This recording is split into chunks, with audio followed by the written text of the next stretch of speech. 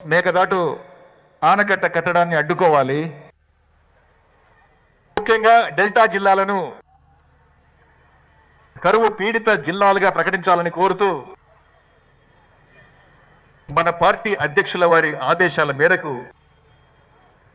ప్రజా వ్యతిరేక డిఎంకే ప్రభుత్వానికి వ్యతిరేకంగా ఈ భారీ నిరసనను ఈరోజు తంజావూరులో చేస్తున్నాం.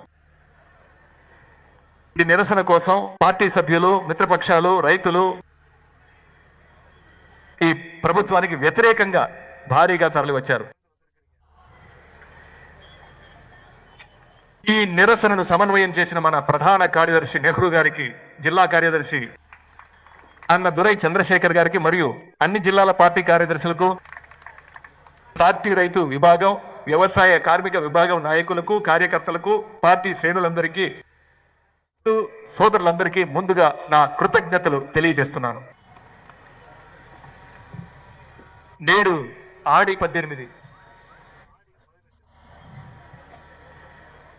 సాధారణంగా ఆడి పెరుక్కులో నదులు నిండుగా ప్రవహిస్తాయి. కానీ వచ్చే దారిలో చూస్తే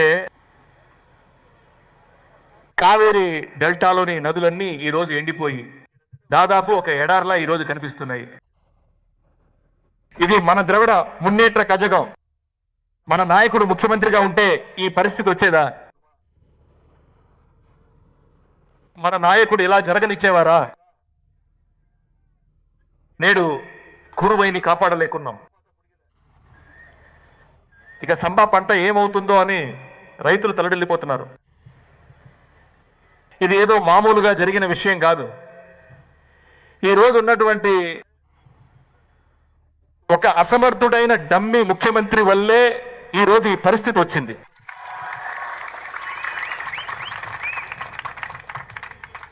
రెండు 2021 నుండి 2025 వరకు అప్పటి ముఖ్యమంత్రి మన పార్టీ నాయకుడు గారు ప్రతి సంవత్సరం సరిగ్గా జూన్ 12వ తేదీన మెట్టూరు డ్యాంను స్వయంగా వెళ్లి తెరిచారు. నిజానికి కొన్ని సంవత్సరాల్లో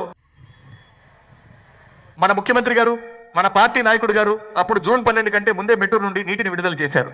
కానీ ఈ సంవత్సరం పరిస్థితి ఏంటి? జూన్ నెల అయిపోయింది, జూలై నెల అయిపోయింది, ఇప్పుడు ఆగస్టు నెలలో ఉన్నాం, ఇంకా నీళ్లు రాలేదు. కావేరీ బోర్డు తీర్పు ప్రకారం జూన్ నెలలో 9.9 టీఎంసీ నీళ్లు, నెలలో 32 టీఎంసీ నీళ్లు, అంటే మొత్తం 42 టీఎంసీ నీళ్లు మనకు రావాలి. కానీ నేడు ఒక్క చుక్క నీరు కూడా రాలేదు. కానీ దీని గురించి ఇక్కడున్న ముఖ్యమంత్రి నోరు విప్పి మాట్లాడుతున్నారా? మాట్లాడటం లేదు. ఆయనకున్న ఏకైక ఆందోళన ఏంటి? డిఎంకే మీద ఏ అబద్ధపు కేసు పెట్టాలి, ఏ ఫేక్ కేసు వేయాలి.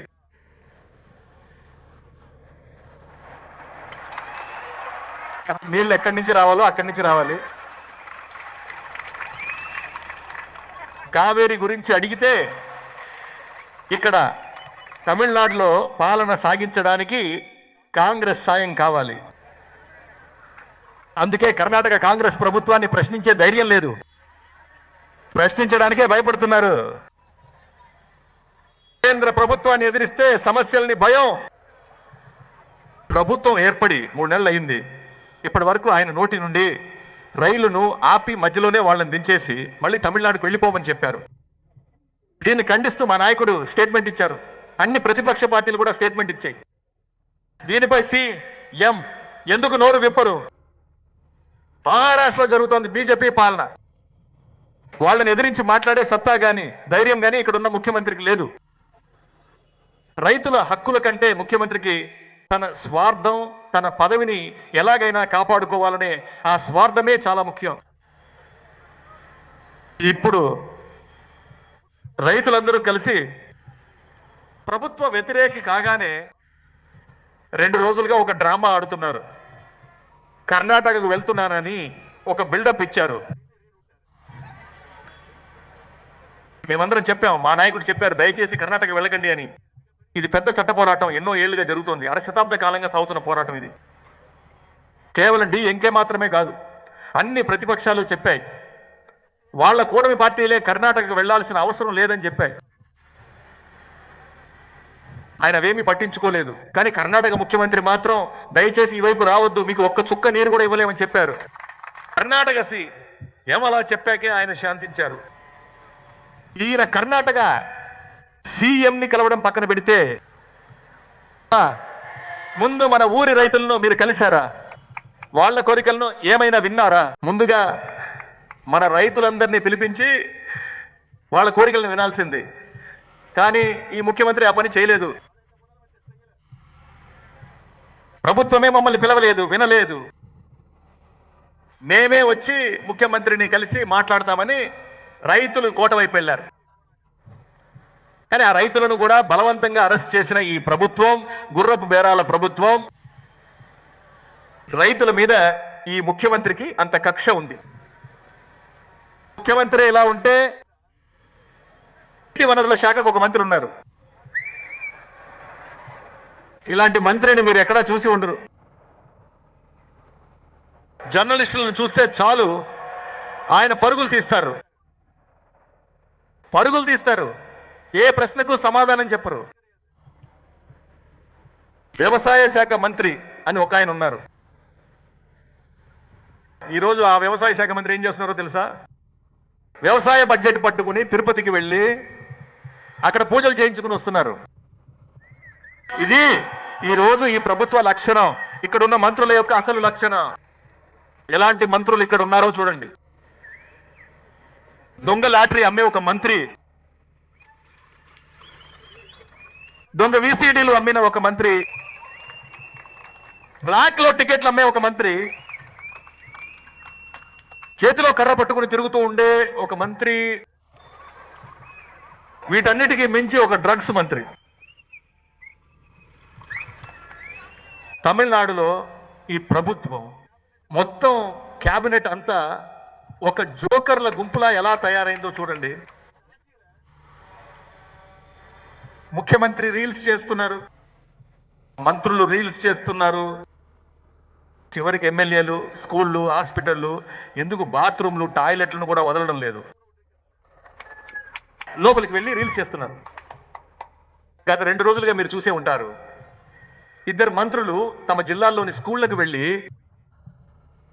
అక్కడ పిల్లలందరినీ బయటకు రమ్మని చెప్పి వాళ్ళ పార్టీ పేరుతో నినాదాలు చేయించి దాన్ని రీల్స్ తీసి పెడుతున్నారు. ఇంత దారుణమైన ప్రభుత్వాన్ని తమిళనాడు ఎప్పుడు చూడలేదు. నెల టీవీ న్యూస్ లో మీరు చూసే ఉంటారు. తెన్కాసి దగ్గర ఒక వరి కొనుగోలు కేంద్రంలో వరి బస్తాలన్నీ తగలబడిపోతున్నాయి. అక్కడికి వెళ్ళిన డిఎంకే అధికార పార్టీ జిల్లా సెక్రటరీ ఏం చేస్తున్నారో తెలుసా? 4 కెమెరాలు తీసుకెళ్లి సెట్ చేసి, షూట్ చేసి, బ్యాక్గ్రౌండ్ మ్యూజిక్ వేసి రీల్స్ పెడుతున్నారు. ఇలా రీల్స్ చేసే ప్రభుత్వాన్ని తమిళనాడు కాదు, ఇండియా కూడా ఎప్పుడూ చూడలేదు.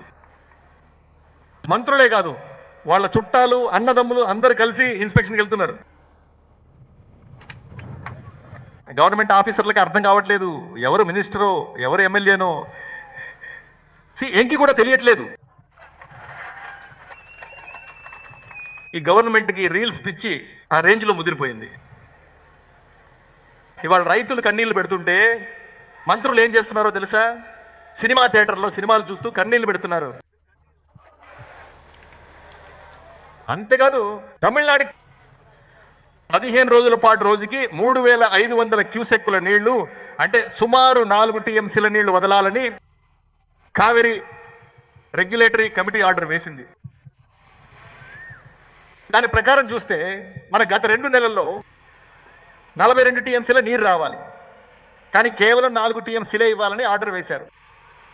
అది కూడా వదలలేమని కర్ణాటక ముఖ్యమంత్రి గారు ఆర్డర్ వేశారు. వీటి గురించి ఈ పాలకులకు అస్సలు ఏమాత్రం చింత లేదు. పాలకులకు చింత లేదు, కానీ ద్రవిడ మున్నేట్ర కజగం మౌనంగా ఉంటుందా? అందుకే ఈరోజు మన రైతు సోదరుల కోసం ప్రజాక్షేత్రంలో ఈ పోరాటం చేసినట్టే ఈరోజు సుప్రీంకోర్టులో కూడా ద్రవిడ మున్నేట్ర కజగం మన నాయకుడు న్యాయ పోరాటాన్ని మొదలుపెట్టారు.